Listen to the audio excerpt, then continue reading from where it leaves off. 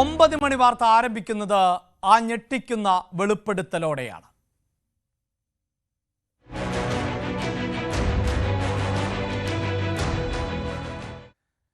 News 18 big ബ്രേക്കിംഗിലേക്ക് തന്നെ ആദ്യം പോകുമ്പോൾ ചേർത്തലയിലെ സ്ത്രീകളുടെ തിരോധാനത്തിൽ നിർണായകമായ വെളിപ്പെടുത്തൽ.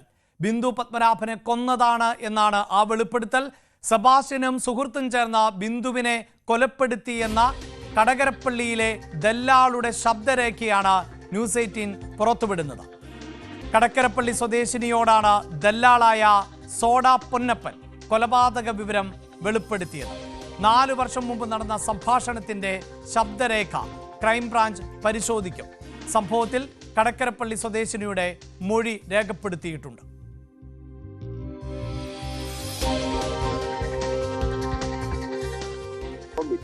എന്റെ ഒരു ചുക്കുമില്ലായിരുന്നു,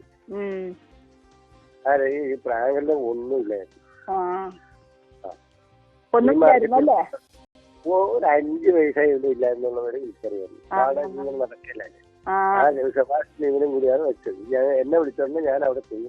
പിറ്റേ ദിവസം രാവിലെ പ്രാങ്കൾ വീട്ടിൽ വന്നു. ഒന്നും പോയിട്ട് എന്ത് പറഞ്ഞു? ഞാൻ പറഞ്ഞു ഒന്നും പറയും, എന്നെ പറ്റി ഒന്നും പറയില്ലെന്ന്. ഞാൻ പറഞ്ഞു എനിക്ക് ആരെയും പറ്റി ഒന്നും പറഞ്ഞത്. നിങ്ങൾ സ്ഥലമൊക്കെ രണ്ടുപേരും കൂടി സ്ഥലവും പറ്റി ആ പെണ്ണിനെയും കൊണ്ട് കൊന്നു. ഇത് എനിക്കറിയാവുന്ന ഇത് ഞങ്ങളോട് പറഞ്ഞു.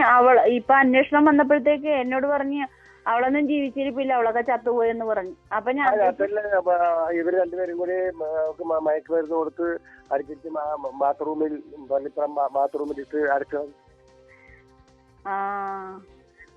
ഉണ്ടായില്ല.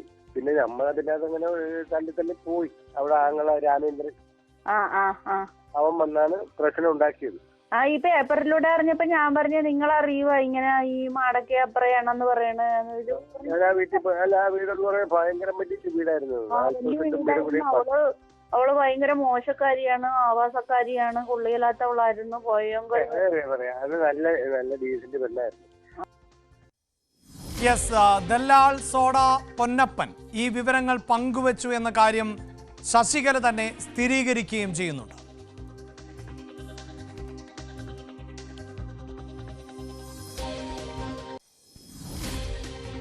ബിന്ദു പത്മനാഭന് എന്ത് സംഭവിച്ചു? അത് സംബന്ധിച്ച് നിർണായക വിവരങ്ങൾ ക്രൈംബ്രാഞ്ച് സംഘത്തിന് കൈമാറിയ കടക്കരപ്പള്ളിയിലെ ഒരു വീട്ടമ്മ നമ്മളോടൊപ്പം ചേരുകയാണ്.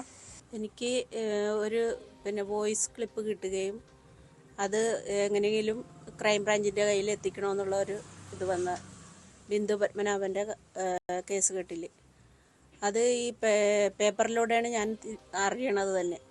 പേപ്പറിൽ ഇങ്ങനെ ന്യൂസ് വന്നപ്പോഴത്തേക്ക് എൻ്റെ അയൽവാസിയായ ഫ്രാങ്ക്ലിൻ്റെ അടുത്ത് ഞാൻ ചെന്ന് ഈ പെണ്ണിനെ കുറിച്ച് ഞാൻ ചോദിച്ചു. പെണ്ണിനെ അറിയുക നിങ്ങൾക്കറിയാൻ സാധ്യത ഉണ്ടാകുമല്ലോ, അതുകൊണ്ടാണ് ഞാൻ ചോദിച്ചെന്ന് പറഞ്ഞപ്പോൾ പറഞ്ഞ് ഏത് പെണ്ണാന്ന് ചോദിച്ചു. അപ്പം ഞാൻ പറഞ്ഞു ബിന്ദു പത്മനാഭനാണ്. അപ്പോൾ പറഞ്ഞ് അറിയാമെന്ന് പറഞ്ഞു. എങ്ങനെ അറിയുമെന്ന് ഞാൻ ചോദിച്ചു. അപ്പോൾ പറഞ്ഞ് ഞങ്ങൾ അവളുടെ വീട്ടിൽ ഒത്തിരി നാൾ പോയി സഹവസിച്ചിട്ടുള്ളതാണ്. ഞങ്ങളുടെ കൂട്ടത്തിലിരുന്ന് മദ്യപിച്ചിട്ടുള്ളതാണ്. അവൾ നല്ലോണം മദ്യപിക്കണതാണ്, കൊള്ളിയില്ലാത്ത സ്ത്രീയായിരുന്നു എന്നൊക്കെയാണ് എന്നോട് പറഞ്ഞത്. അപ്പം ഞാൻ ചോദിച്ചു ഇങ്ങനെ അതിനെ കാണാനില്ലല്ലോ എന്ന് ചോദിച്ചപ്പോഴത്തേക്ക് പറഞ്ഞു അവളൊക്കെ ചത്തുപോയെന്ന് പറഞ്ഞു. വെറുതെ കൂളായിട്ട് തന്നെ പറഞ്ഞു അവൾ ചത്തുപോയി. പിന്നെ അപ്പം ഞാൻ ചോദിച്ചു എങ്ങനെ ചത്തുപോയെന്ന് ചോദിച്ചപ്പോഴത്തേക്ക് പറഞ്ഞു അവളെ കൊന്നതാണ്. ഫ്രാങ്ക്ലിൻ പറഞ്ഞു കൊന്നതാണെന്ന് പറഞ്ഞു. അപ്പം ഞാൻ ചോദിച്ചു ആര് കൊന്നെന്ന് ചോദിച്ചപ്പോഴത്തേക്ക് പറഞ്ഞ് അത് നല്ല കരുത്തുള്ള ആമ്പിള്ളേർ കൊന്നുകളഞ്ഞെന്ന് പറഞ്ഞു. അപ്പോഴും എനിക്കറിയില്ല ഇത് ആരാണെന്ന് എനിക്കറിയത്തില്ല. അതും കേട്ടിട്ട് ഞാൻ പോരുകയും ചെയ്തു. പിന്നെ ഉള്ള പത്രത്തിലെ ന്യൂസും കാര്യങ്ങളും ഒക്കെ വെച്ചുകൊണ്ട് പിന്നെ ഇയാളുടെ സ്വഭാവമൊക്കെ വെച്ചുകൊണ്ട് ഞാൻ ഇയാളെ സംശയിക്കാൻ തുടങ്ങി.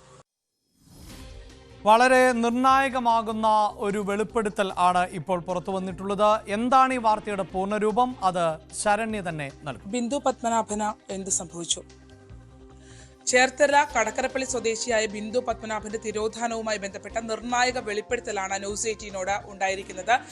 കടക്കരപ്പള്ളി സ്വദേശിനി തന്നെയായ ശശികലയാണ് ബിന്ദു പത്മനാഭനെ സെബാസ്റ്റ്യനും ഒപ്പം തന്നെ ഫ്രാങ്ക്ലിൻ എന്ന ഇവർ രണ്ടുപേരും റിയൽ എസ്റ്റേറ്റുമായി ബന്ധപ്പെട്ട് പ്രവർത്തിക്കുന്നവരാണ്.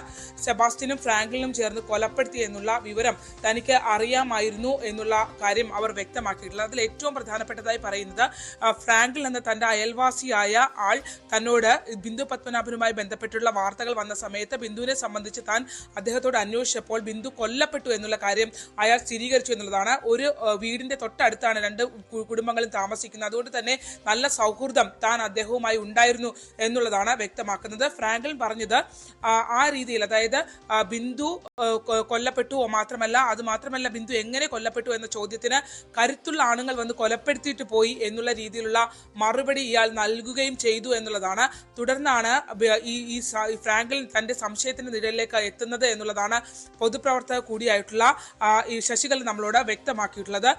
ഈ കാര്യങ്ങൾ തങ്ങളോട് പറഞ്ഞതിന് ശേഷം, തന്നോട് ഭർത്താവിനോട് ഉൾപ്പെടെ പറഞ്ഞതിന് ശേഷം ഫ്രാങ്ക്ലിന്റെ സ്വഭാവം വളരെ വിചിത്രമായിരുന്നു എന്നുള്ളതാണ്.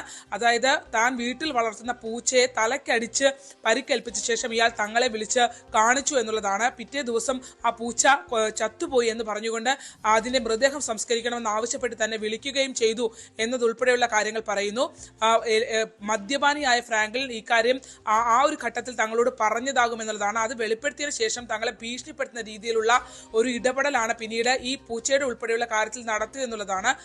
മാത്രമല്ല തന്റെ വീട് വിൽക്കുന്നതുമായി ബന്ധപ്പെട്ട് ഉള്ള ഇടപാടുകളിൽ അവിടെ തന്നെ കടക്കരപ്പള്ളിയിൽ തന്നെയുള്ള ദല്ലാളായിട്ടുള്ള സോഡാപ്പൊന്നപ്പൻ എന്ന വ്യക്തിയുമായി തനിക്ക് സംസാരിക്കാൻ അവസരം ലഭിച്ചു. അത്തരത്തിൽ വീട് വിൽപ്പനയുമായി ബന്ധപ്പെട്ട് ഉണ്ടായ ഒരു സൗഹൃദത്തിന്റെ ഭാഗമായി ഒരിക്കൽ ഫോണിൽ സംസാരിച്ചപ്പോൾ ബിന്ദുവിനെ സംബന്ധിച്ച് താൻ ചോദിച്ചു എന്നുള്ളത് അവർ വ്യക്തമാക്കുന്നു. അത് അവരുടെ ഓഡിയോയിലും വ്യക്തമാണ്. അതായത് സോഡാപ്പൊന്നപ്പനും ഒപ്പം തന്നെ ശശികലയും തമ്മിൽ സംസാരിക്കുന്ന സംഭാഷണമാണ്, ശബ്ദരേഖയാണ്. 4 വർഷം മുമ്പുള്ള ശബ്ദരേഖയാണ് ന്യൂസ് 18 പുറത്തുവിട്ടത്. അതിൽ വ്യക്തമായി പറയുന്നുണ്ട് ഈ ഫ്രാങ്ക്ലിനും സെബാസ്റ്റ്യനും ചേർന്ന് ആണ് ഈ ബിന്ദുവിനെ കൊലപ്പെടുത്തിയതെന്നും ബിന്ദു ഇയാളുടെ സെബാസ്റ്റ്യന്റെ പള്ളിപ്പുറത്തെ വീട്ടിലെ ശുചിമുറിയിൽ ലഹരി മരുന്ന് കൊടുത്തതിന് ശേഷം ബോധരഹിതയാക്കിയ ശേഷം ശുചിമുറിയിൽ വെച്ച് കൊലപ്പെടുത്തി എന്നുള്ള നിർണായകമായ വെളിപ്പെടുത്തലാണ് സോഡാപ്പൊന്നപ്പന്റെ ഭാഗത്തായ ശശികലയുടായി ഉണ്ടായിട്ടുള്ളത്. ഈ സൂചിപ്പിക്കുന്ന പോലെ ഏറ്റവും നിർണായകമാകുന്ന ഒന്നാണ് അത് എങ്കിൽ, ഈ വെളിപ്പെടുത്തൽ എങ്കിൽ, ഏറ്റുമാനൂർ ജൈനമ്മ തിരോധാന കേസിലും നിർണായകമായ തെളിവുകളാണ് അന്വേഷണ സംഘത്തിന് ലഭിച്ചത്. പ്രതി സെബാസ്റ്റ്യന്റെ ചേർത്തല പള്ളിപ്പുറത്തെ വീട്ടിൽ കണ്ടെത്തിയ രക്തക്കറ ജൈനമ്മയുടേതാണ് എന്ന് സ്ഥിരീകരിച്ചു കഴിഞ്ഞു. തിരുവനന്തപുരത്തെ ഫോറൻസിക് ലാബിൽ നടത്തിയ പരിശോധനയിലാണ് ഈ കണ്ടെത്തൽ. സെബാസ്റ്റ്യൻ പണയം വെച്ച സ്വർണ്ണാഭരണങ്ങളും ജൈനമ്മയുടേത് എന്ന് ക്രൈംബ്രാഞ്ച് സ്ഥിരീകരിച്ചു. ശാസ്ത്രീയ പരിശോധനകൾ കേന്ദ്രീകരിച്ചുകൊണ്ടാണ് ജൈനമ്മ തിരോധാന കേസിൽ അന്വേഷണ സംഘം മുന്നോട്ട് പോയിരുന്നത്. ഈ ഒരു ഘട്ടത്തിലാണ് അതിൽ വളരെ നിർണായകമായ ഒരു തെളിവ് അന്വേഷണ സംഘത്തിന് ലഭിച്ചിരിക്കുന്നത് എന്നുള്ളതാണ് ഏറ്റവും ശ്രദ്ധേയമായിട്ടുള്ളത്. അതായത് പള്ളിപ്പുറത്തെ വീട്ടിൽ കണ്ട രക്തക്കറ അത് ജൈനമ്മയുടെ തന്നെയാണ് എന്ന് DNA പരിശോധനാ ഫലത്തിൽ വ്യക്തമായിരിക്കുന്നു. DNA പരിശോധനയിൽ ഇപ്പോൾ ലഭിച്ചിരിക്കുന്നത് ഈ രക്തക്കറയുമായി ബന്ധപ്പെട്ട വിവരങ്ങൾ മാത്രമാണ്. ഇനിയും കൂടുതൽ വിവരങ്ങൾ ലഭിക്കേണ്ടതുണ്ട്. പ്രത്യേകിച്ച് ഈ ഒരു അസ്ഥി അത് ആരുടേതാണ്, ശരീരാവശിഷ്ടങ്ങൾ ആരുടേതാണ്, അത് വളരെ പ്രധാനപ്പെട്ടതാണ്. അതിന്റെ പരിശോധന നടന്നുകൊണ്ടിരിക്കുന്നതേ ഉള്ളൂ എന്നാണ് നമുക്ക് അറിയാൻ സാധിക്കുന്നത്. എന്തായാലും തിരുവനന്തപുരത്തെ ഫോറൻസിക് ലാബിൽ നിന്നാണ് അന്വേഷണ സംഘത്തിന് ഇത് സംബന്ധിച്ചുള്ള വിവരങ്ങൾ ലഭിച്ചിട്ടുള്ളത്. ഈ മൃതദേഹം ആരുടേത് എന്ന് കണ്ടെത്തുക അത് ഈ അന്വേഷണത്തിൽ വളരെ നിർണായകമാണ്. ഇന്നലെ കോടതിയിലടക്കം ഹാജരാക്കിയ സെബാസ്റ്റ്യനെ പിന്നീട് ജയിലിലേക്ക് അയക്കുന്ന സാഹചര്യമാണ് ഉണ്ടായിട്ടുള്ളത്. എന്തായാലും നിരവധി അവിടെ നിന്ന് കിട്ടിയ പല ബന്ധുക്കളുടേതടക്കം സാമ്പിളുകൾ എടുത്തുകൊണ്ടാണ് DNA പരിശോധനയ്ക്ക് തിരുവനന്തപുരത്തേക്ക് അയച്ചിരുന്നത്. ഇതിലും കൂടുതൽ ഈ ശരീരാവശിഷ്ടങ്ങളുടെ അടക്കം തെളിവുകൾ ലഭിക്കണം ഈ കേസിൽ വളരെ പ്രധാനപ്പെട്ടതായി. അതുകൊണ്ട് തന്നെ അതിനുവേണ്ടിയുള്ള കാത്തിരിപ്പിലാണ് കോട്ടയത്തെ അന്വേഷണ സംഘം ഉള്ളത്. ഇതാണ് എന്തായാലും സൈക്കോ സ്വഭാവം ഉണ്ടായിരുന്നു സെബാസ്റ്റ്യനെ എന്നാണ് മനസ്സിലാക്കാൻ സാധിക്കുന്നത്. കൃത്യമായി സ്ത്രീകളെ ഇടവേളകളിൽ ലക്ഷ്യമിട്ട തന്നെയാണ് സെബാസ്റ്റ്യൻ തൻ്റെ പദ്ധതികൾ ആസൂത്രണം ചെയ്തത് എങ്കിൽ സ്ത്രീയെന്നോ പുരുഷനെന്നോ ഒന്നും ഭേദമില്ലാതെ തന്നെ വലിയ ആക്ഷേപം ആളുകൾക്ക് നേരെ നടത്തുകയാണ് നടൻ വിനായകൻ. അതോടൊപ്പം ന്യൂസ് 18-ലെ ഞങ്ങളുടെ സഹപ്രവർത്തകയ്ക്ക് നേരെയും വലിയ തോതിലുള്ള അസഭ്യവർഷം ആയിരുന്നു വിനായകന്റെ ഭാഗത്ത് നിന്നുണ്ടായത്. വിനായകനെതിരെ കേസെടുക്കാൻ ഇപ്പോൾ സംസ്ഥാന വനിതാ കമ്മീഷൻ നിർദ്ദേശിച്ചിരിക്കുകയാണ്. സംസ്ഥാന പോലീസ് മേധാവിക്കാണ് കമ്മീഷൻ നിർദ്ദേശം നൽകിയത്. News 18 deputy news editor Aparna കുറുപ്പിനെതിരായ അസഭ്യവർഷത്തിൽ ആണ് വനിതാ കമ്മീഷന്റെ ഈ ഇടപെടൽ. നടൻ വിനായകനെതിരെ IT ആക്ട് 67 സ്ത്രീകളെ മോശമായി ചിത്രീകരിക്കുന്നതിന് എതിരെയുള്ള നിയമം, അപവാദ പ്രചാരണം സംബന്ധിച്ച BNS-ലെ വകുപ്പ് എന്നിവ ചുമത്തി കേസെടുക്കാനാണ് സംസ്ഥാന വനിതാ കമ്മീഷൻ നിർദ്ദേശം നൽകിയത്. സംസ്ഥാന പോലീസ് മേധാവിക്കാണ് കമ്മീഷൻ നിർദ്ദേശം നൽകിയിട്ടുള്ളത്. News 18 deputy news editor Aparna കുറുപ്പിനെതിരായ അസഭ്യവർഷത്തിലാണ് വനിതാ കമ്മീഷന്റെ ഇടപെടൽ. അപർണ കുറുപ്പിനെതിരെ സാമൂഹ്യ മാധ്യമങ്ങളിലൂടെ വിനായകൻ നടത്തിയ അധിക്ഷേപ പരാമർശത്തിൽ DGPക്ക് KUWJ പരാതി നൽകിയിരുന്നു. ഗായകൻ യേശുദാസിനെയും അടൂർ ഗോപാലകൃഷ്ണനെയും അധിക്ഷേപിച്ച് വിനായകൻ ഫേസ്ബുക്ക് പോസ്റ്റിട്ടതിനെതിരെ അപർണ വീഡിയോ ചെയ്തതാണ് വിനായകനെ പ്രകോപിപ്പിച്ചത്. ആദ്യം ഫേസ്ബുക്കിൽ അപർണയുടെ ചിത്രം ഷെയർ ചെയ്ത വിനായകൻ പിന്നീട് മാധ്യമപ്രവർത്തകയ്ക്കും ചാനലിനുമെതിരെ ഭീഷണി മുഴക്കുകയും ചെയ്തു. സമൂഹ മാധ്യമങ്ങളിലൂടെയും വിനായകൻ അധിക്ഷേപം തുടർന്നതോടെയാണ് അപർണ കുറുപ്പ് വനിതാ കമ്മീഷന് പരാതി നൽകിയത്. അതേസമയം സമൂഹമാധ്യമങ്ങളിൽ തുടർച്ചയായി അധിക്ഷേപ പോസ്റ്റുകൾ ഇട്ടെന്ന പരാതിയിൽ വിനായകനെ കഴിഞ്ഞ ദിവസം പോലീസ് ചോദ്യം ചെയ്ത് വിട്ടയച്ചിരുന്നു. ഫേസ്ബുക്കിൽ കവിത എഴുതിയതാണെന്ന വിശദീകരണമാണ് വിനായകൻ പോലീസിന് നൽകിയത്. തുടർന്നാണ് കേസെടുക്കാൻ വകുപ്പില്ലെന്ന് കണ്ട് വിനായകനെ കൊച്ചി സൈബർ പോലീസ് വിട്ടയച്ചത്. VS അച്യുതാനന്ദൻ മരിച്ച ദിവസം കോൺഗ്രസ് നേതാക്കൾക്കെതിരെ ഇട്ട പോസ്റ്റ് സംബന്ധിച്ച് യൂത്ത് കോൺഗ്രസ് നേതാവ് ജിസോ ജോസഫ് നൽകിയ പരാതിയിലായിരുന്നു ചോദ്യം ചെയ്യൽ. ന്യൂസ് 18 തിരുവനന്തപുരം. സ്ത്രീകളോടുള്ള വിനായകൻ്റേത് അടക്കമുള്ളവരുടെ മനോനില ഇതാണ് എങ്കിൽ ഈ സിനിമാ മേഖലയിലെ സ്ത്രീകൾക്ക് എതിരായ ചൂഷണമൊക്കെ അന്വേഷിക്കുകയും അതിനെ സംബന്ധിച്ചൊരു റിപ്പോർട്ട് തയ്യാറാക്കപ്പെടുകയും ഒക്കെ ചെയ്തിരുന്നു. അത് നിരവധി ദിവസങ്ങളെ വാർത്തകളിൽ നിറഞ്ഞിരുന്നു. Hema committee report. ആ റിപ്പോർട്ടിൻ്റെ സമയത്ത് ഏറ്റവും അധികം പുറത്തു വന്ന ചില പേരുകൾ ഉണ്ടായിരുന്നു. അതിലൊന്നായിരുന്നു നടി മീനു മുനീറിൻ്റേത്. ഇപ്പോഴിതാ നടി മീനു മുനീർ പോലീസ് കസ്റ്റഡിയിലായിരിക്കുകയാണ്. തമിഴ്നാട് പോലീസാണ് ആലുവയിൽ നിന്ന് മീനു മുനീറിനെ കസ്റ്റഡിയിലെടുത്തത്. ബന്ധുവായ യുവതിയെ സെക്സ് റാക്കറ്റിന് കൈമാറാൻ ശ്രമിച്ചു എന്ന കേസിലാണ് ഇപ്പോൾ ഈ നടപടി. 2014 കേസിനാസ്പദമായ സംഭവം. സിനിമയിൽ അഭിനയിപ്പിക്കാമെന്ന് വാഗ്ദാനം ചെയ്ത് ബന്ധുവിനെ തമിഴ്നാട്ടിൽ എത്തിച്ച് സെക്സ് മാഫിയയ്ക്ക് കൈമാറാൻ ശ്രമിച്ചുവെന്നാണ് പരാതി. ചെന്നൈ തിരുമംഗലം പോലീസാണ് കേസെടുത്തത്. എന്തായാലും താരസംഘടനയിൽ ഇപ്പോൾ അതായത് അമ്മയിൽ തെരഞ്ഞെടുപ്പ് നടക്കാൻ പോകുന്നു. നാളെയാണ് ആ തെരഞ്ഞെടുപ്പ്. സംഘടനാ ചരിത്രത്തിൽ ആദ്യമായാണ് ഇത്രയും സ്ഥാനാർത്ഥികൾ മത്സരിക്കുന്നത്. കൊച്ചി ലുലു മാരിയറ്റ് ഹോട്ടലിൽ രാവിലെ 10 മണിക്ക് വോട്ടെടുപ്പ് ആരംഭിക്കും. ജഗദീഷ് പിന്മാറിയതോടെ അമ്മയുടെ പ്രസിഡന്റ് സ്ഥാനത്തേക്കുള്ള മത്സരം ശ്വേതാമേനോനും ദേവനും തമ്മിലാണ്. നാസർ ലത്തീഫ്, ജയൻ ചേർത്തല, ലക്ഷ്മി പ്രിയ, ആശ അരവിന്ദ് എന്നിവരാണ് വൈസ് പ്രസിഡന്റ് സ്ഥാനത്തേക്ക് മത്സരിക്കുന്നത്. അൻസിബ ഹസൻ ജോയിന്റ് സെക്രട്ടറിയായി എതിരില്ലാതെ തെരഞ്ഞെടുക്കപ്പെട്ടിരുന്നു. ജനറൽ സെക്രട്ടറി സ്ഥാനത്തേക്ക് രവീന്ദ്രനും കുക്കു പരമേശ്വരനും തമ്മിലാണ് മത്സരം. അനൂപ് ചന്ദ്രനും ഉണ്ണി ശിവപാലും ട്രഷറർ സ്ഥാനത്തേക്കാണ് മത്സരിക്കുന്നത്. 11 അംഗ എക്സിക്യൂട്ടീവ് കമ്മിറ്റിയിലെ 7 ജനറൽ സീറ്റിലേക്ക് 8 പേരും 4 വനിതാ സംവരണ സീറ്റിലേക്ക് 5 പേരും മത്സരിക്കുന്നു. രാജിവെച്ച ഭരണസമിതിയിലെ ആരോപണ വിധേയനായ ബാബുരാജ് ജനറൽ സെക്രട്ടറി സ്ഥാനത്തേക്ക് മത്സരിക്കാൻ പത്രിക നൽകിയതോടെയാണ് അമ്മയിൽ ചേരിതിരിവുണ്ടായത്. രൂക്ഷമായ വിമർശനത്തിനൊടുവിൽ ബാബുരാജ് പത്രിക പിൻവലിച്ചുവെങ്കിലും കുക്കു പരമേശ്വരനെതിരെ മെമ്മറി കാർഡ് വിവാദവും സാമ്പത്തിക ലാഭത്തിനു വേണ്ടി അശ്ലീല രംഗങ്ങളിൽ അഭിനയിച്ചെന്ന പേരിൽ നടി ശ്വേതാമേനോനെതിരെ കേസും ഉയർന്നു വന്നു. എന്നാൽ ശ്വേതയ്ക്കെതിരായ കേസിൽ സ്ഥാനാർത്ഥികൾ ഉൾപ്പെടെ പിന്തുണയുമായി എത്തി. അമ്മയുടെ തലപ്പത്തേക്ക് സ്ത്രീകൾ വരണമെന്ന് നടി ഹണിറോസും ആവശ്യപ്പെട്ടു. രാവിലെ 10 ആരംഭിക്കുന്ന തെരഞ്ഞെടുപ്പ് ഉച്ചയ്ക്ക് 1 മണിക്ക് അവസാനിക്കും. 2 വരണാധികാരികളുടെ നേതൃത്വത്തിൽ വോട്ടെണ്ണലിന് പിന്നാലെ 4 മണിയോടെ വാർത്താസമ്മേളനം വിളിച്ച് ഭാരവാഹികളെ പ്രഖ്യാപിക്കുമെന്നാണ് സൂചന. ന്യൂസ് 18 കൊച്ചി. അമ്മയിൽ നാളെയാണ് തെരഞ്ഞെടുപ്പ് എങ്കിൽ മറ്റൊരു പൊരിഞ്ഞ പോരാട്ടം അവസാനിച്ചു.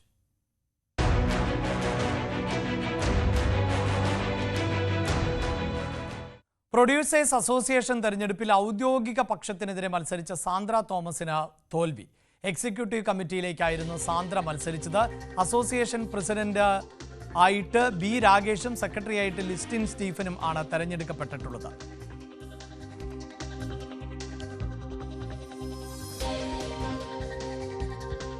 വലിയ പോര് തന്നെയായിരുന്നു ഇവിടെയും നമുക്ക് കാണാൻ സാധിച്ചത്. എന്താണ് സംഭവിച്ചത് എന്ന റിപ്പോർട്ടിലേക്ക് പോകാം. ഡാനിയാണ് ആ റിപ്പോർട്ട് തയ്യാറാക്കിയിട്ടുള്ളത്.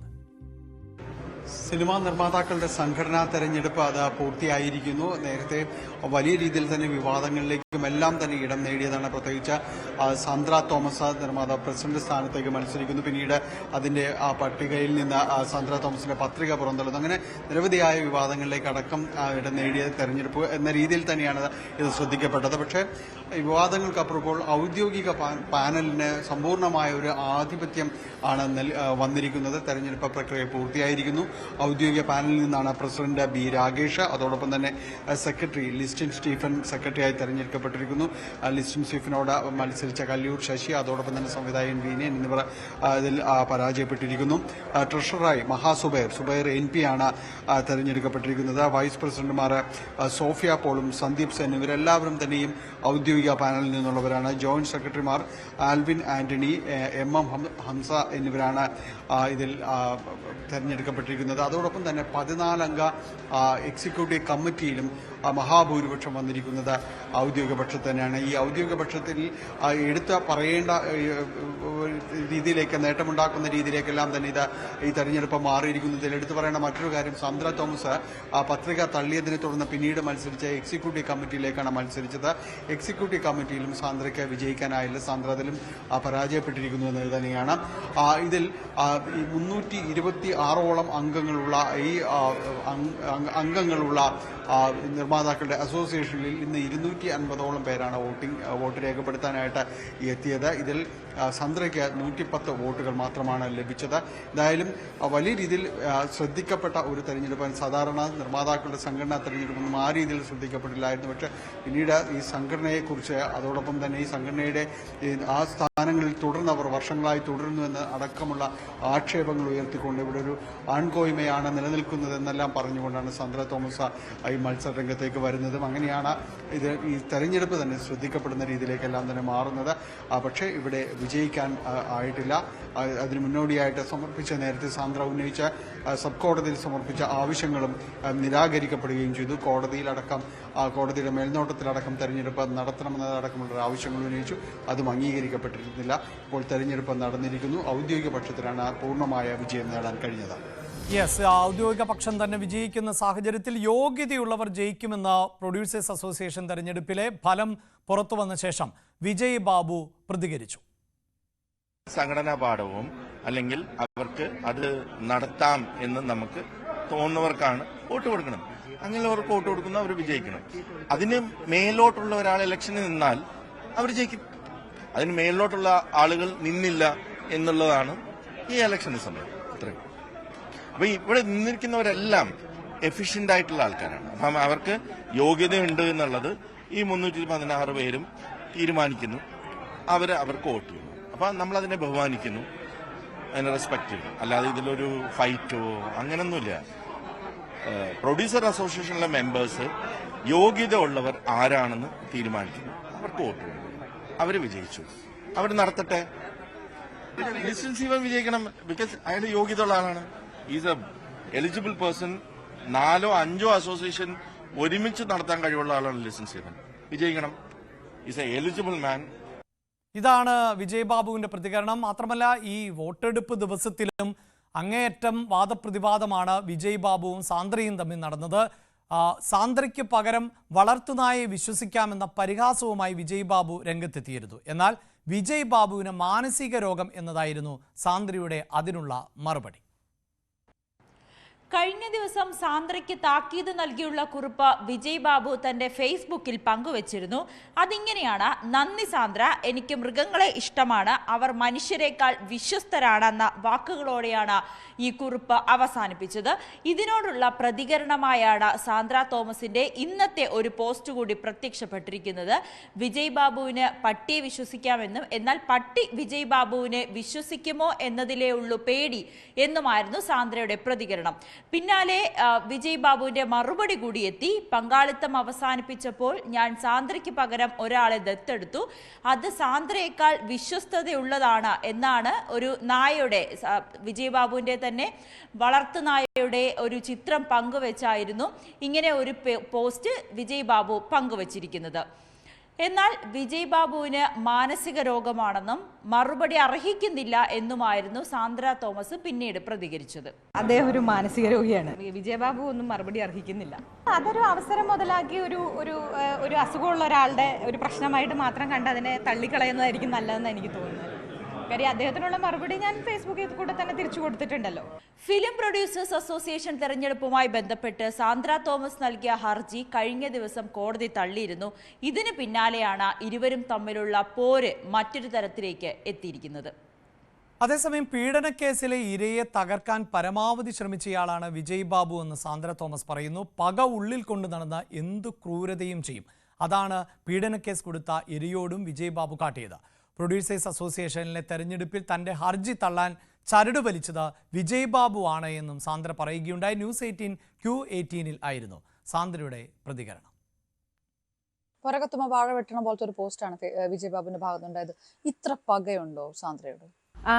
ഇതിനു മുമ്പ് അദ്ദേഹത്തിനെതിരെ ഒരു കേസ് വന്ന സമയത്തും അന്ന് തന്നെ ഇതേപോലെ തന്നെ ഇരയെ ആക്രമിക്കുക, ഇല്ലാണ്ടാക്കുക എന്നുള്ളൊരു ഉദ്ദേശത്തോടു കൂടി അന്ന് രാത്രി തന്നെ ഫേസ്ബുക്ക് ലൈവ് വന്ന ഇരയുടെ പേര് വിളിച്ചു പറയുകയും ദ്രോഹിക്കാൻ ശ്രമിക്കുകയും ഒക്കെ ചെയ്യുന്ന ഒരാളെ അവസാനിപ്പിക്കുക എന്നുള്ളതാണ്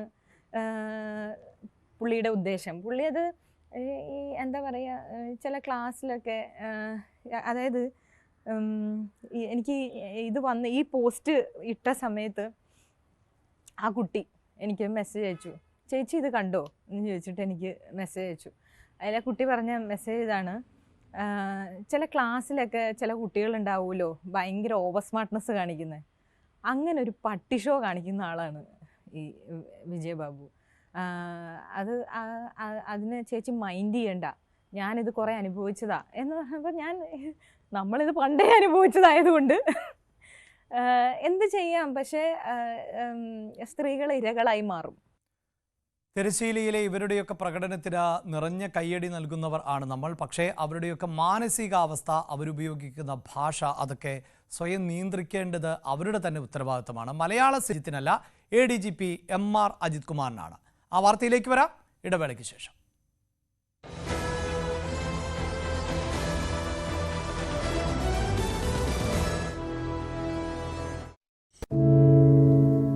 എന്തു പറ്റി നമ്മുടെ നാടിന് എന്ന് ചോദിച്ചു പോകുന്ന കാര്യങ്ങളാണ് ഇപ്പോൾ സംഭവിക്കുന്നത്. എന്തൊക്കെയാണ് നമ്മുടെ യുവതലമുറ തെരുവുകളിൽ കാട്ടിക്കൂട്ടുന്നത്? കൊല്ലാൻ പോലും മടികാട്ടാത്ത ഇവർ സ്വബോധത്താൽ ഇങ്ങനെയൊന്നും ചെയ്യില്ല.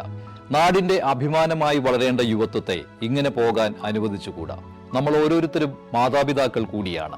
നേർവഴിക്ക് നടത്താൻ, തെറ്റുകൾ പറഞ്ഞു മനസ്സിലാക്കാൻ നമുക്ക് കഴിയണം. ഇപ്പോഴത്തെ അക്രമ സംഭവങ്ങളിൽ 99% ലഹരിയുടെ, പ്രത്യേകിച്ച് ഗുരുതരമായ ആരോഗ്യ പ്രശ്നങ്ങളിലേക്ക് കൊണ്ടുവന്നെത്തിക്കുന്ന ഡ്രഗ്സിന്റെ ഉപയോഗമുണ്ടെന്ന് മനസ്സിലാക്കിയിട്ടുണ്ട്. ഇത് നിസ്സാരമല്ല, കണ്ടില്ലെന്ന് നടിക്കാൻ ആർക്കുമാവില്ല. ജീവിതം ഒട്ടേറെ ബാക്കിയുണ്ടെന്ന് യുവതലമുറ മനസ്സിലാക്കണം.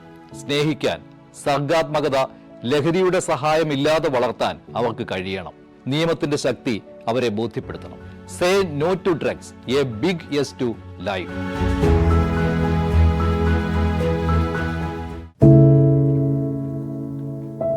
പെരുകുന്ന കുറ്റകൃത്യങ്ങളുടെ വാർത്തകൾ എല്ലാ ദിവസവും വായിച്ച് തളരുന്ന കാലമാണ് മാധ്യമപ്രവർത്തക എന്ന രീതിയിൽ ഇപ്പോൾ. അതിൽ മിക്കതിലും കാരണം ലഹരിയാണെന്നും പ്രതികളാകുന്നതും ഇരകളാകുന്നതും പുതിയ തലമുറയിലെ കുട്ടികളാണെന്ന് കൂടി പറയേണ്ടി വരുമ്പോൾ രക്ഷാകർത്താവ് എന്ന നിലയിൽ സമാധാനം പോലും കെട്ടുപോകുന്ന സമയമാണ്. ആരെയാണ് തിരുത്തുക? ആരെയാണ് നന്നാക്കുക? ഈ പുതിയ തലമുറയാണോ, അതോ അവർക്ക് മാതൃകയാകേണ്ട നമ്മളെ തന്നെയാണോ? 4ാമത്തെ പെഗിൽ ഐസ് ക്യൂബ് വീഴുമ്പോൾ ഞാൻ എവിടെ എത്തുമെന്ന് പറയുന്ന നായകനെ വേണ്ട എന്ന് പറയാൻ ഒരിക്കലും നമുക്ക് കഴിഞ്ഞിട്ടില്ല. എല്ലാ പ്രതിസന്ധികളിൽ നിന്നും എഴുന്നേറ്റ് വരാൻ ലഹരി ഒപ്പം വേണമെന്നും വിഷമത്തിലും സന്തോഷത്തിലുമെല്ലാം ലഹരി കൂടെ ഉണ്ടാകണം എന്ന് പറഞ്ഞ തലമുറയാണ് നമ്മുടേത്. ലഹരിക്ക് കുടുംബ സദസ്സുകളിൽ ഉണ്ടായിരുന്ന ടാബു പോലും തുടച്ചു കളഞ്ഞ തലമുറയാണ് നമ്മുടേത്. അച്ഛനും അമ്മയും കുട്ടികളുടെ മുന്നിലിരുന്ന് മദ്യപിക്കുന്ന കാലത്ത് ഇതിലും വലിയ ലഹരിയിലേക്ക് കടക്കരുതെന്ന് കുട്ടികളോട് ആ രക്ഷിതാക്കൾക്ക് എങ്ങനെയാണ് പറയാൻ കഴിയുക? നോക്കൂ, കൈവിട്ടു പോകുന്നത് നമുക്കാണ്. അതിന്റെ വലിയ വിപത്ത് അനുഭവിക്കുന്നത് പുതിയ തലമുറയും. ലഹരിക്ക് അടിമയാകാതിരിക്കൂ, സ്വതന്ത്രരാകും. Live free, live drug free.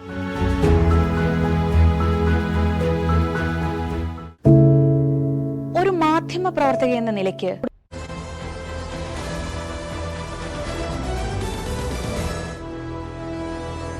Clean chit തള്ളി കോടതി.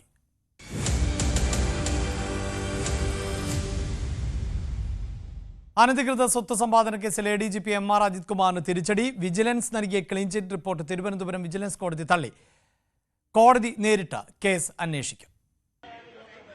അനധികൃത സ്വത്ത് സമ്പാദന കേസിൽ ADGP MR അജിത് കുമാറിന് ക്ലീൻ ചിറ്റ് നൽകിക്കൊണ്ട് വിജിലൻസ് കോടതിയിൽ സമർപ്പിച്ച റിപ്പോർട്ട് ചോദ്യം ചെയ്തുകൊണ്ട് നെയ്യാറ്റിങ്കര സ്വദേശി സമർപ്പിച്ച ഹർജി പരിഗണിക്കവെയാണ് MR അജിത് കുമാറിന് വലിയ തിരിച്ചടിയാകുന്ന വിധി കോടതിയുടെ ഭാഗത്ത് നിന്ന് ഉണ്ടായിരിക്കുന്നത്. കോടതിയുടെ നേരിട്ടുള്ള മേൽനോട്ടത്തിൽ ഈ കേസിന്റെ തുടരന്വേഷണം നടക്കും.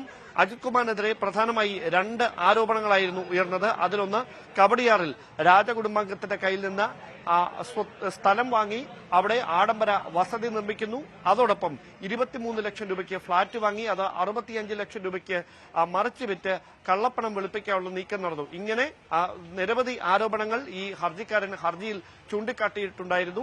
ഇതുമായി ബന്ധപ്പെട്ട് കീഴുദ്യോഗസ്ഥർ തന്നെ, അതായത് MR അജിത് കുമാറിന്റെ കീഴുദ്യോഗസ്ഥർ തന്നെയാണ് കേസുമായി ബന്ധപ്പെട്ട അന്വേഷണം നടത്തിയത്.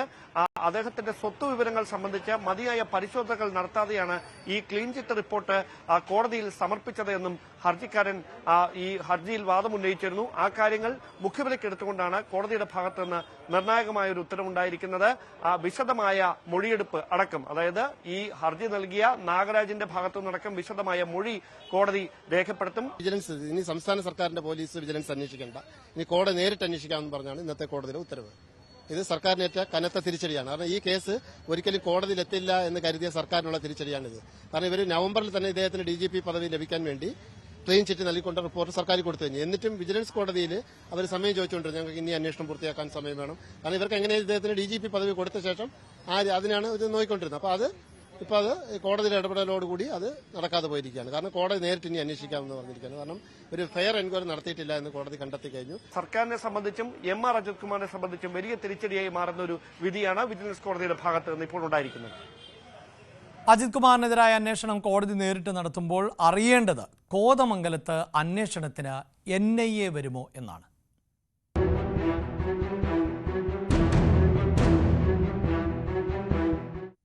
എറണാകുളം കോതമംഗലത്തെ 23-കാരിയുടെ ആത്മഹത്യയിൽ പാനായിക്കുളം ബന്ധം അന്വേഷിക്കണമെന്നാണ് കത്തോലിക്ക സഭ ഇപ്പോൾ ആവശ്യപ്പെടുന്നത്.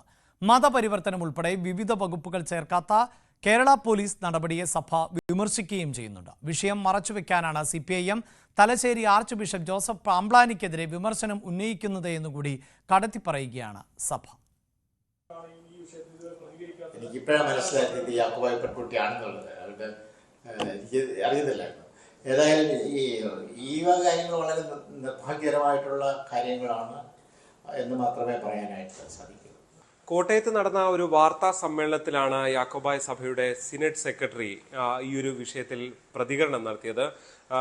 ഞങ്ങൾ ഈ ചോദ്യം ചോദിച്ചതുകൊണ്ടാണ് ഇവർ യാക്കോബായ സഭ അംഗമാണെന്ന് അറിഞ്ഞത് എന്നായിരുന്നു അദ്ദേഹത്തിന്റെ ഒരു തരത്തിലുള്ള ഒരു പ്രതികരണം വന്നത്. മാത്രമല്ല ഈ വിഷയത്തിൽ കുടുംബത്തിന്റെ പരാതി NIA അന്വേഷണം വേണമെന്ന ആവശ്യം എന്ത് എന്നറിയില്ല എന്നും കോട്ടയം ഭദ്രാസന അധിപൻ കൂടിയായ അദ്ദേഹം വ്യക്തമാക്കുന്നതാണ് കണ്ടത്. മാത്രമല്ല ഈ വിഷയത്തിൽ കൂടുതലൊന്നും പ്രതികരിക്കാനില്ല. ഇതൊരു പലതരത്തിലുള്ള ഭിന്നതകൾ ഉണ്ടാക്കുന്ന ഒരു വിഷയമാണ്, സെൻസിറ്റീവ് വിഷയമാണ്, അതുകൊണ്ട് പ്രതികരിക്കാനില്ല, രാഷ്ട്രീയം ഉൾപ്പെടെയുള്ള കാര്യങ്ങളുണ്ട് എന്നുകൂടി ചൂണ്ടിക്കാണിക്കുകയായിരുന്നു. കത്തോലിക്ക കോൺഗ്രസ് സഭാതലത്തില് ഈ ഒരു വിഷയം NIA ദേശീയ ഏജൻസി ഏറ്റെടുക്കണം എന്ന് കേന്ദ്ര സർക്കാരിനോട് ആവശ്യപ്പെട്ടു. വീട്ടുകാരുടെ ആവശ്യം അത് തന്നെയായിരുന്നു. അത് കുട്ടിയുടെ അമ്മയും ആവശ്യപ്പെട്ട കാര്യമാണ്. തീർച്ചയായിട്ടും ഇങ്ങനെയുള്ള നിർബന്ധിത മതവിരുദ്ധം പോലെയുള്ള അല്ലെങ്കിൽ സമ്മർദ്ദം ചെലുത്തുക, ഒരുപക്ഷെ IPC 366 ഒക്കെ ചുമത്തേണ്ട വകുപ്പുകളുണ്ട്. ആ വകുപ്പ് ഇതുവരെ സർക്കാർ ചുമത്തിയിട്ടില്ല. ഒരുപക്ഷെ ഏറ്റവും കൂടുതൽ ഫലപ്രദമായിട്ട് ഇടപെട്ടത് ശ്രീ രാജീവ് ചന്ദ്രശേഖറും ഷോൺ ജോർജും ഒക്കെയാണ്. കാരണം അവർക്കാണ് അധികാരപരമായിട്ട് കേന്ദ്ര സർക്കാരിൽ അധികാരമുള്ളത് കൊണ്ട് ഇതിൽ ഇടപെടാൻ സാധിക്കുന്നതും അവർക്കാണ്. ഇന്നലെയാണ് സിറോ മലബാർ സഭയുടെ പബ്ലിക് അഫയേഴ്സ് കമ്മിറ്റിയുടെ സെക്രട്ടറി വാർത്താ സമ്മേളനം നടത്തി ഇക്കാര്യത്തിൽ NIA അന്വേഷണം വേണമെന്ന ആവശ്യം മുന്നോട്ട് വെച്ചത്. ഈ വിഷയത്തിൽ ഗൗരവമായിട്ടുള്ള ഒന്ന്, ഈ ഒരു വിഷയത്തിൽ കുടുംബത്തിന്റെ ആവശ്യം എന്ത് അതുപോലും യാക്കോബായ സഭയ്ക്ക് അറിയില്ല എന്ന് പറയുമ്പോഴാണ് ഇപ്പുറത്ത് NIA അന്വേഷണം വേണം. മാത്രമല്ല പാനായിക്കുളം ബന്ധം അന്വേഷിക്കണം. ഈ ചെറുപ്പക്കാരന്, ഈ പ്രതിയാക്കപ്പെട്ട യുവാവിന് അവരുടെ വീടടക്കം ഈ പെൺകുട്ടിയെ തടഞ്ഞു വെച്ചതടക്കം പാനായിക്കുളമാണ്. പഴയ പാനായിക്കുളം തീവ്രവാദ കേസ് അടക്കമുള്ളവ ഉണ്ടായൊരു സ്ഥലം കൂടിയാണ്. അതുകൊണ്ട് തന്നെ ഇതിനൊരു തീവ്രവാദ സ്വഭാവമുണ്ട് എന്നുള്ളതാണ് കത്തോലിക്ക സഭയുടെ സെക്രട്ടറി ചൂണ്ടിക്കാട്ടുകയും ചെയ്തിട്ടുള്ളത്. എന്തായാലും വളരെ ഭിന്ന അഭിപ്രായങ്ങളാണ് സഭകൾക്കിടയിൽ ഉണ്ടാകുന്നത് എങ്കിൽ പോലും ഒരു പക്ഷേ ഒരു ഇടവേളയ്ക്ക് ശേഷം വീണ്ടും ഇത്രയധികം തെളിവുകൾ ലഭിച്ചൊരു കേസിൽ അന്വേഷണത്തിൽ പ്രത്യേകിച്ച് പോലീസിന്റെ നിസ്സംഗതയാണ് കത്തോലിക്ക സഭ ചൂണ്ടിക്കാട്ടുന്നത്. ഇതിൽ ഈ മതപരിവർത്തനം അടക്കമുള്ള നിയമങ്ങൾ ചേർത്തിട്ടില്ല എന്നുള്ളതാണ് അദ്ദേഹം ചൂണ്ടിക്കാണിക്കുന്ന ഒരു വിഷയമായി ഉയർന്നു വന്നിട്ടുള്ളത്. എന്നാൽ ഈ യാക്കോബായ സഭ ഈ വിഷയം ഉയർത്താൻ ഉദ്ദേശിക്കുന്നില്ല എന്നുള്ളതാണ്. ഒരു പരിധിവരെ അത് BJPയുടെ അല്ലെങ്കിൽ അത്തരം അജണ്ടകളുടെ ഭാഗമാണ് എന്ന് വിശ്വസിക്കുകയാണ് സഭ ചെയ്യുന്നത് എന്നാണ് നമുക്ക് മനസ്സിലാക്കുന്നത്. പ്രത്യേകിച്ച് സഭാംഗമാണ് ഇങ്ങനെ ആത്മഹത്യ ചെയ്തത് എങ്കിൽ പോലും അങ്ങനെ ഒരു നിലപാടിലേക്ക് യാക്കോബായ സഭ എത്തുമ്പോഴാണ് തീവ്ര നിലപാടിൽ ഫലത്തിൽ കത്തോലിക്ക സഭ തുടരുന്നത്. യെസ്, അങ്ങനെ നമ്മൾ കോതമംഗലത്ത് നിന്ന് കോഴിക്കോട്ടേക്ക് എത്തുമ്പോൾ അവിടെ നിർമ്മാണത്തിലിരിക്കുന്ന തോരായിക്കടവ് പാലം തകർന്നു വീണു. കോൺക്രീറ്റ് പ്രവൃത്തി നടക്കുന്നതിനിടെയാണ് പാലത്തിന്റെ മധ്യഭാഗത്തെ ബീം തകർന്നു വീണത്. നിർമ്മാണ തൊഴിലാളികൾ തലനാരിഴയ്ക്കാണ് രക്ഷപ്പെട്ടത്. മലപ്പുറം ആസ്ഥാനമായി പ്രവർത്തിക്കുന്ന PMR കൺസ്ട്രക്ഷൻ കമ്പനിക്കാണ് നിർമ്മാണ കരാർ നൽകിയിട്ടുള്ളത്. കൊയിലാണ്ടി ബാലുശ്ശേരി മണ്ഡലങ്ങളെ ബന്ധിപ്പിക്കുന്നതാണ് ഈ തോരായിക്കടവ് പാലം. എന്താണ് സംഭവിച്ചത് എന്നത് സംബന്ധിച്ച് അന്വേഷണ റിപ്പോർട്ട് ലഭിച്ച ശേഷം മറ്റ് നടപടികളെക്കുറിച്ച് ആലോചിക്കാം എന്നാണ് പൊതുമരാമത്ത് വകുപ്പ് മന്ത്രി പ്രതികരിച്ചത്.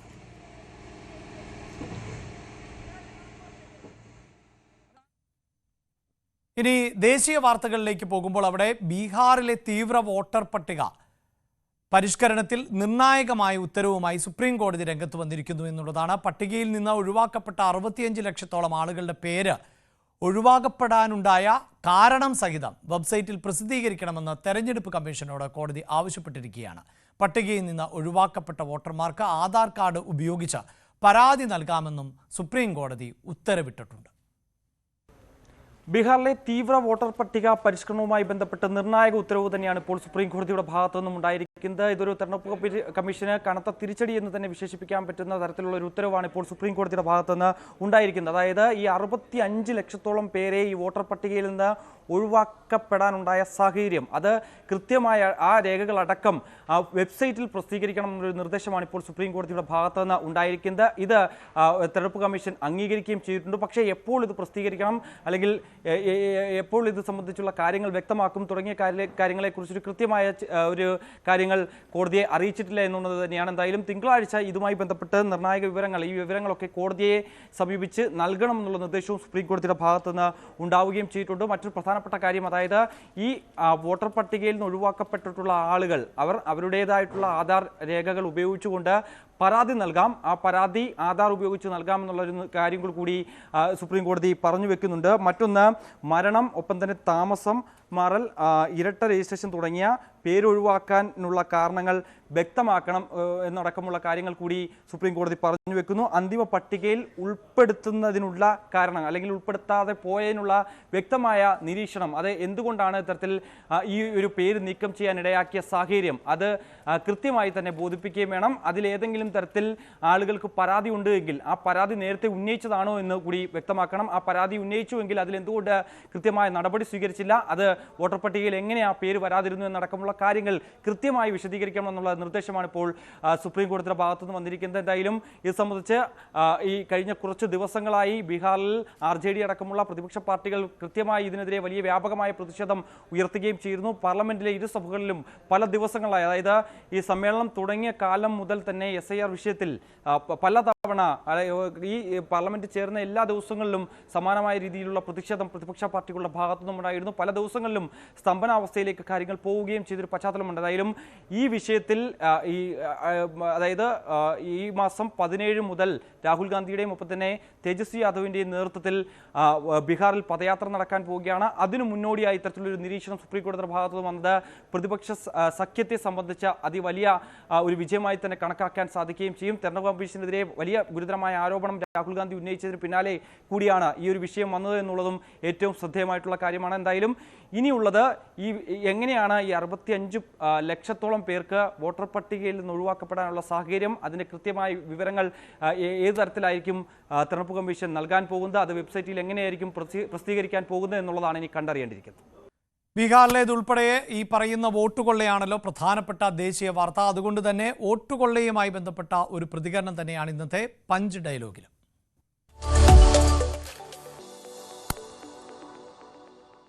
1,40,000 കള്ളവോട്ടുകൾ ആറ്റിങ്ങൽ മണ്ഡലത്തിൽ താൻ മത്സരിക്കാനെത്തിയപ്പോൾ കണ്ടെത്തി എന്നാണ് അടൂർ പ്രകാശ് എം പി പറയുന്നത്. ചില നേതാക്കളുടെ മക്കൾക്ക് ഉൾപ്പെടെ കള്ളവോട്ടുണ്ട് എന്ന് കണ്ടെത്തി. പരാതി നൽകിയെങ്കിലും സംസ്ഥാനത്തെ ഉദ്യോഗസ്ഥർ തന്നെ ആശ്വസിപ്പിച്ചു മടക്കി അയച്ചു എന്നും അടൂർ പ്രകാശ് പറയുകയാണ്. ഞെട്ടിക്കുന്ന കാര്യങ്ങൾ എന്ന് പറയുമ്പോൾ 1,14,000 വോട്ടിന്റെ കള്ളവോട്ടുകൾ കണ്ടെത്തി എന്ന് 2019 ഞാൻ പറഞ്ഞു എങ്കിലും 2024 തെരഞ്ഞെടുപ്പ് വന്നപ്പോൾ അവിടെ കണ്ടെത്താൻ കഴിഞ്ഞിട്ടുള്ള വോട്ടുകളുടെ എണ്ണം ക്രമാതീതമായി ഒരുപാട് വർദ്ധിച്ചു. അപ്പോൾ വർദ്ധിച്ചു എന്ന് പറയുമ്പോൾ ഏതാണ്ട് 1,72,015 വോട്ടുകൾ ആയി അത് വർദ്ധിക്കുകയുണ്ട്.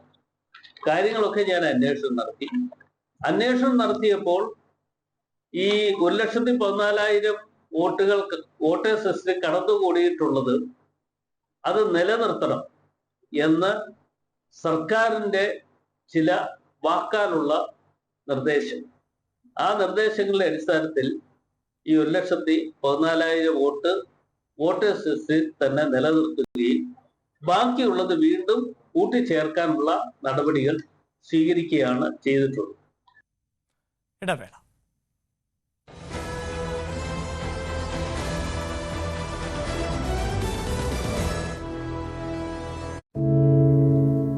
എന്തുപറ്റി നമ്മുടെ നാടിന് എന്ന് ചോദിച്ചു പോകുന്ന കാര്യങ്ങളാണ് ഇപ്പോൾ സംഭവിക്കുന്നത്. എന്തൊക്കെയാണ് നമ്മുടെ യുവതലമുറ തെരുവുകളിൽ കാട്ടിക്കൂട്ടുന്നത്? കൊല്ലാൻ പോലും മടികാട്ടാത്ത ഇവർ സ്വബോധത്താൽ ഇങ്ങനെയൊന്നും ചെയ്യില്ല. നാടിന്റെ അഭിമാനമായി വളരേണ്ട യുവത്വത്തെ ഇങ്ങനെ പോകാൻ അനുവദിച്ചുകൂടാ. നമ്മൾ ഓരോരുത്തരും മാതാപിതാക്കൾ കൂടിയാണ്. നേർവഴിക്ക് നടത്താൻ, തെറ്റുകൾ പറഞ്ഞു മനസ്സിലാക്കാൻ നമുക്ക് കഴിയണം. ഇപ്പോഴത്തെ അക്രമ സംഭവങ്ങളിൽ 99% ലഹരിയുടെ, പ്രത്യേകിച്ച് ഗുരുതരമായ ആരോഗ്യ പ്രശ്നങ്ങളിലേക്ക് കൊണ്ടുവന്നെത്തിക്കുന്ന ഡ്രഗ്സിന്റെ ഉപയോഗമുണ്ടെന്ന് മനസ്സിലാക്കിയിട്ടുണ്ട്. ഇത് നിസ്സാരമല്ല. കണ്ടില്ലെന്ന് നടിക്കാൻ ആർക്കുമാവില്ല. ജീവിതം ഒട്ടേറെ ബാക്കിയുണ്ടെന്ന് യുവതലമുറ മനസ്സിലാക്കണം. സ്നേഹിക്കാൻ, സർഗാത്മകത, ലഹരിയുടെ സഹായമില്ലാതെ വളർത്താൻ അവർക്ക് കഴിയണം. നിയമത്തിന്റെ ശക്തി അവരെ ബോധ്യപ്പെടുത്തണം. Say no to drugs, a big yes to life.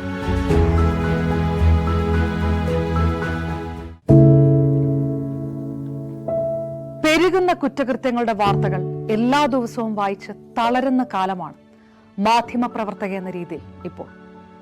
അതിൽ മിക്കതിലും കാരണം ലഹരിയാണെന്നും പ്രതികളാകുന്നതും ഇരകളാകുന്നതും പുതിയ തലമുറയിലെ കുട്ടികളാണെന്ന് കൂടി പറയേണ്ടി വരുമ്പോൾ രക്ഷാകർത്താവ് എന്ന നിലയിൽ സമാധാനം പോലും കെട്ടുപോകുന്ന സമയമാണ്. ആരെയാണ് തിരുത്തുക? ആരെയാണ് നന്നാക്കുക?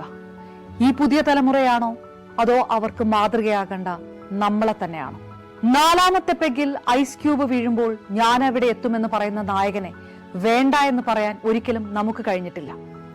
എല്ലാ പ്രതിസന്ധികളിൽ നിന്നും എഴുന്നേറ്റ് വരാൻ ലഹരി ഒപ്പം വേണമെന്നും വിഷമത്തിലും സന്തോഷത്തിലുമെല്ലാം ലഹരി കൂടെ ഉണ്ടാകണം എന്ന് പറഞ്ഞ തലമുറയാണ് നമ്മുടേത്. ലഹരിക്ക് കുടുംബ സദസ്സുകളിൽ ഉണ്ടായിരുന്ന ടാബു പോലും തുടച്ചു കളഞ്ഞ തലമുറയാണ് നമ്മുടേത്. അച്ഛനും അമ്മയും കുട്ടികളുടെ മുന്നിലിരുന്ന് മദ്യപിക്കുന്ന കാലത്ത് ഇതിലും വലിയ ലഹരിയിലേക്ക് കടക്കരുതെന്ന് കുട്ടികളോട് ആ രക്ഷിതാക്കൾക്ക് എങ്ങനെയാണ് പറയാൻ കഴിയുക? നോക്കൂ, കൈവിട്ടു പോകുന്നത് നമുക്കാണ്. അതിന്റെ വലിയ വിപത്ത് അനുഭവിക്കുന്നത് പുതിയ തലമുറയും. ലഹരിക്ക് അടിമയാകാതിരിക്കൂ, സ്വതന്ത്രരാകും. Live free, live drug free.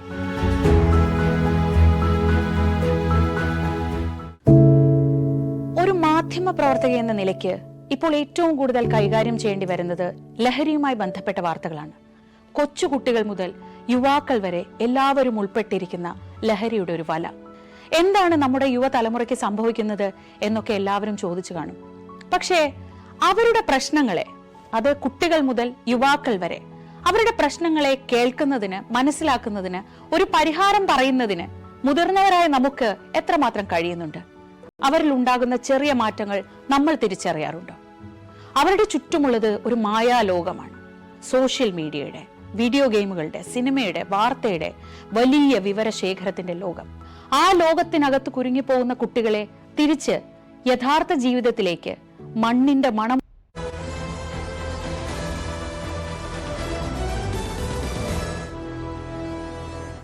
വിഭജന ഭീതി ദിനം ആചരിക്കാതെ കേരളം.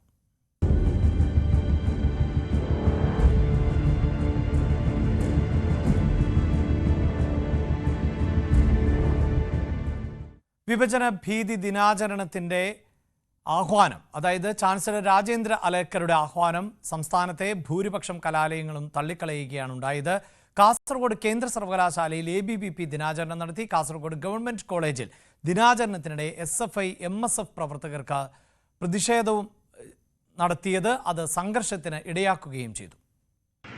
സംസ്ഥാനത്ത് ഗവർണറും സർക്കാരും തമ്മിലുള്ള പോര് രൂക്ഷമാകുന്നതിനിടെയാണ് വിഭജന ഭീതി ദിനത്തെ ചൊല്ലിയുള്ള പുതിയ വിവാദം. കേന്ദ്ര ആഭ്യന്തര മന്ത്രാലയത്തിന്റെ നിർദ്ദേശപ്രകാരമാണ് സംസ്ഥാനത്തെ സർവകലാശാലകളോട് ചാൻസലർ എന്ന നിലയിൽ ഇത്തരമൊരു ദിനാചരണം നടത്താൻ താൻ ആവശ്യപ്പെട്ടതെന്ന് ഗവർണറും രാജ്ഭവനും വ്യക്തമാക്കുന്നു. എന്നാൽ ഇത് സംസ്ഥാനത്ത് വർഗീയത വളർത്താൻ മാത്രമേ ചെയ്യുന്ന ഒരു നടപടിയായാണ് സർക്കാർ പ്രതിപക്ഷവും വിലയിരുത്തുന്നത്. നേരത്തെ മുഖ്യമന്ത്രി ഇതിനെതിരെ രംഗത്ത് വന്നിരുന്നു.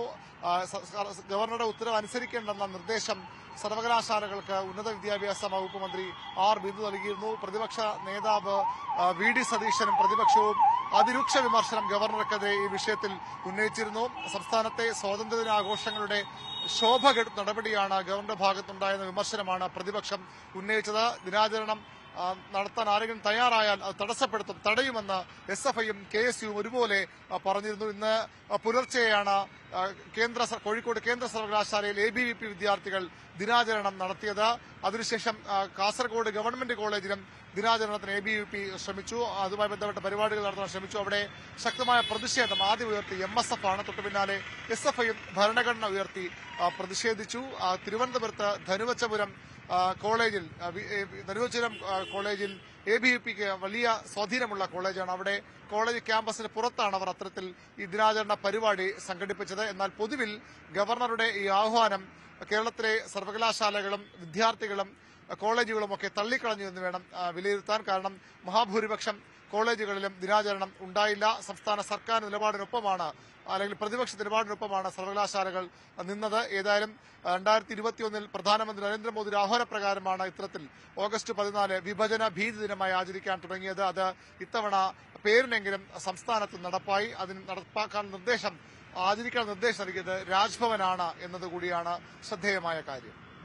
യെസ്, രാജ്യം നാളെ 79ാമത് സ്വാതന്ത്ര്യദിനം ആഘോഷിക്കും. അതിനുള്ള അവസാനവട്ട ഒരുക്കത്തിൽ ആണ് രാജ്യ തലസ്ഥാനം. കനത്ത സുരക്ഷാ വലയത്തിൽ ആണ് ഇപ്പോൾ ഡൽഹിയിലെ ചെങ്കോട്ടയിൽ നിന്ന് പ്രധാനമന്ത്രി നരേന്ദ്രമോദി ആഘോഷങ്ങൾക്ക് നേതൃത്വം നൽകും. ഓപ്പറേഷൻ സിന്ദൂർ വിജയവും സ്വാതന്ത്ര്യദിനത്തിൽ ആഘോഷിക്കുന്നുണ്ട്. ഓപ്പറേഷൻ സിന്ദൂറിന്റെ ലോഗോ ഞാൻപതിൽ പ്രദർശിപ്പിക്കുന്നതിനൊപ്പം പുഷ്പാലങ്കാരവും ഉണ്ടാകും. 5000 പ്രത്യേക അതിഥികളാണ് സ്വാതന്ത്ര്യ ദിനാഘോഷത്തിൽ പങ്കെടുക്കുന്നത്. 1500 പേർ വിവിധ സംസ്ഥാനങ്ങളിലും കേന്ദ്രഭരണ പ്രദേശങ്ങളിൽ നിന്നും ഉള്ളവർ ആണ്. വിഭജനത്തിന്റെ നാളുകളെ മറക്കരുത് എന്നും എല്ലാവർക്കും തുല്യനീതിയും അവസരവും ഉറപ്പാക്കണമെന്നും ആയിരുന്നു സ്വാതന്ത്ര്യദിന സന്ദേശത്തിൽ രാഷ്ട്രപതി ദ്രൗപദി മുർമുവിന്റെ ആഹ്വാനം. ഇന്ത്യ ആത്മവിശ്വാസത്തോടെ സ്വയം പര്യാപ്തതയിലേക്ക് നീങ്ങുന്നുവെന്നും ഇന്ത്യ ജനാധിപത്യത്തിന്റെ ജനനി എന്നും രാഷ്ട്രപതി വിശേഷിപ്പിച്ചു. വലിയൊരു വിഭാഗത്തെ ദാരിദ്ര്യത്തിൽ നിന്ന് മോചിപ്പിക്കാൻ സാധിച്ചതായും രാഷ്ട്രപതി പറയുകയുണ്ടായി. അതേസമയം ഈ വിഭജനത്തിന്റെ ദിനം രാഷ്ട്രപതി ഓർമ്മിപ്പിക്കുമ്പോൾ മുഖ്യമന്ത്രിയുടെ സ്വാതന്ത്ര്യദിന സന്ദേശത്തിൽ അദ്ദേഹം ചൂണ്ടിക്കാണിച്ചത് ഈ ഭരണ നയങ്ങളെ വിമർശിക്കുന്നവരെ രാജ്യദ്രോഹികളായി മുദ്രകുത്തുവാനുള്ള ശ്രമം അടക്കം നടക്കുന്നുണ്ട് ചില കോണുകളിൽ നിന്ന് എന്നുള്ളതാണ്. ഇനി നമ്മൾ മുകളിൽ ഒരാളുണ്ട് സെഗ്മെന്റിലേക്കാണ്.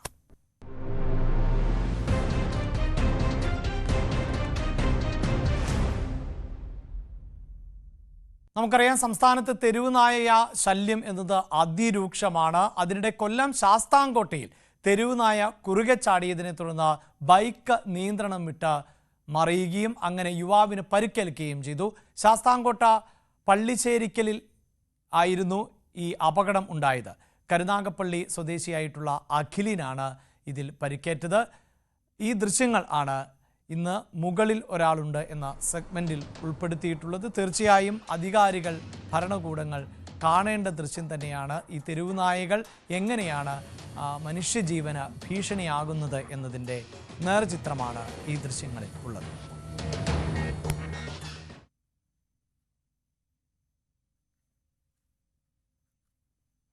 ഒമ്പത് മണി വാർത്ത പൂർണ്ണമാവുകയാണ്. ഇനി ഇടവേളയ്ക്ക് ശേഷം പോലീസ് പെട്രോളിൽ എൽദോ പോൾ പുതുശ്ശേരി ചേരും. നമസ്കാരം.